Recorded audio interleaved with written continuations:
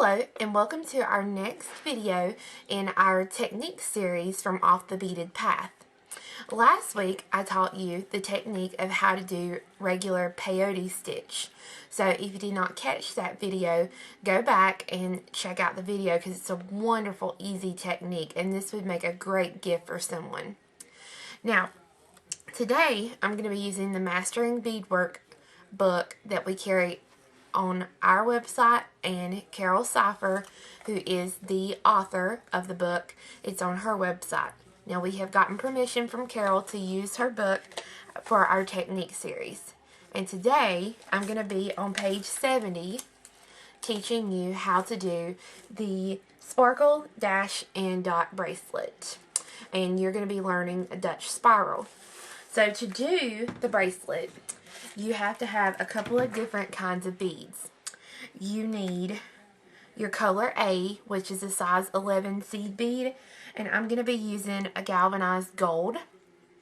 You're going to need a color B, which is a size 8 seed bead, and I'm using metallic gold iris. And then you're going to need a color C, 4mm bicone crystal, and I'm using a Preciosa crystal in the color Crystal Venus. Besides that, you will need a needle with, I'm using 6-pound thread, but you can choose the poundage that you would like to use. You'll need a good pair of scissors to trim anything you'll need to trim. And there's no need for a closure because this bracelet has its own self-closure, and I will be teaching you how to do that also. So, get your materials together, and once you've got those together, I have got 2 yards to start off with, threaded onto one needle. And with the needle, I'm going to pick up 1 C, 2 A's, and 2 B's. So I have 1 C, 2 A's, and 2 B's. And I'm going to zoom in a little bit here so you can see it better. Okay, now it says from the tail forward, I'm going to go through all these beads again. So I'm going to hold my beads in place here, and I'm going to pull. And now you'll want to leave yourself about a 10-inch tail or a little longer so that you can make your loop closure when you're finished. So I would say leave yourself about 10 inches or a little more. And then I'm going to take my needle, and from the tail, I'm going to come back through those 5 beads that I just put on.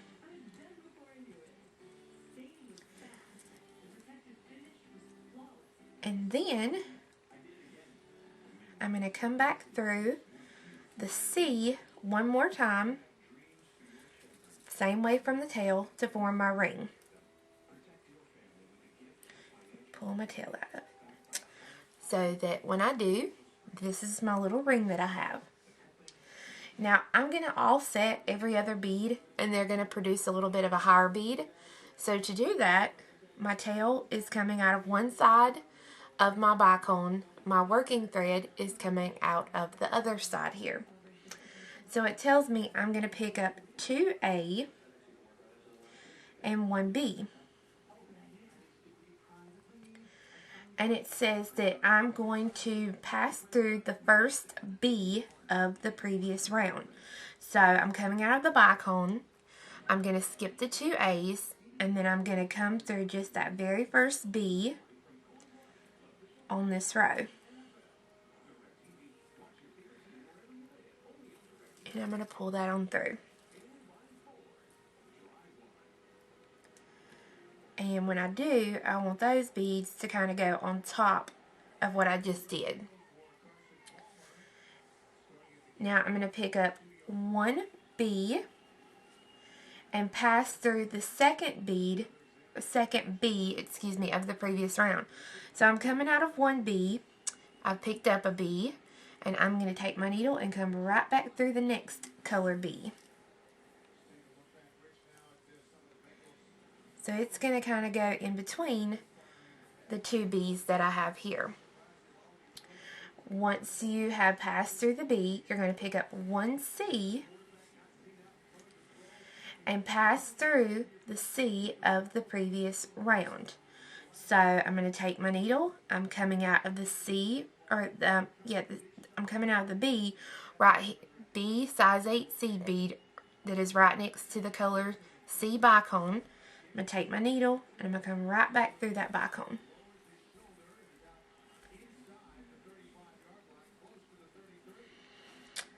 Okay, so at this point it's looking kind of wonky.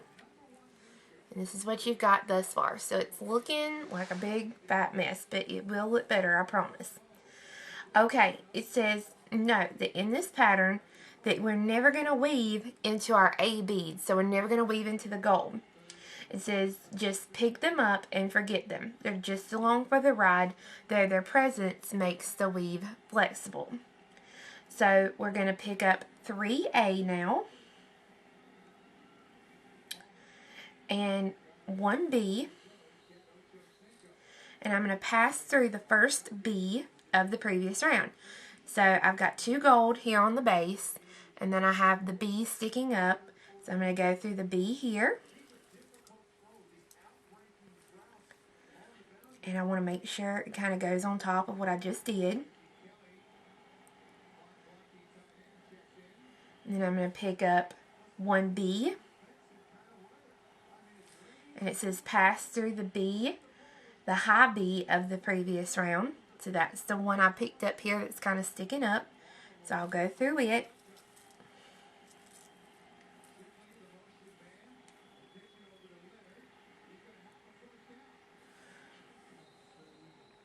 And then it says pick up 1C and pass through the C of the previous round. So I picked up my C. Here is the previous C, so I'm going to go just through it.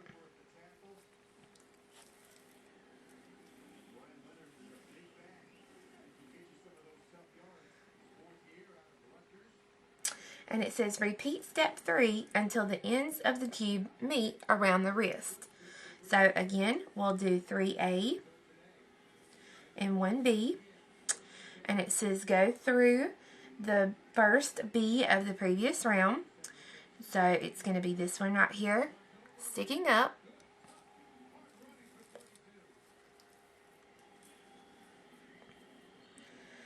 Then it says pick up 1B and go through that next high B, which is this one here.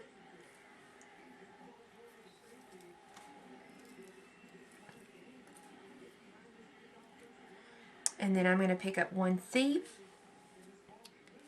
and I'm going to come through the C from the previous row, which is the one closest to where I'm at here.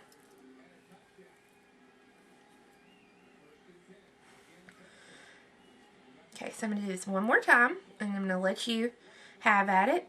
So we've got 3A and 1B. And I'm going to take my needle, and I'm going to come through the first B of the round.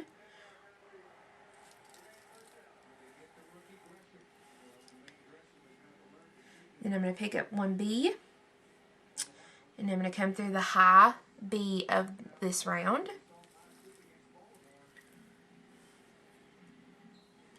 And then I'll pick up 1C, and I will come through the C of the previous round.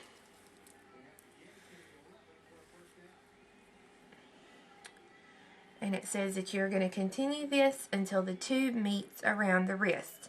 Now, here's the thing that you'll want to be mindful of. Even though the pattern calls for a 126 4mm bicone crystals, you may need more or you may need less depending on how long of a bracelet you need. So just keep working on this until you get the tubes together, and then I'll be right back with you.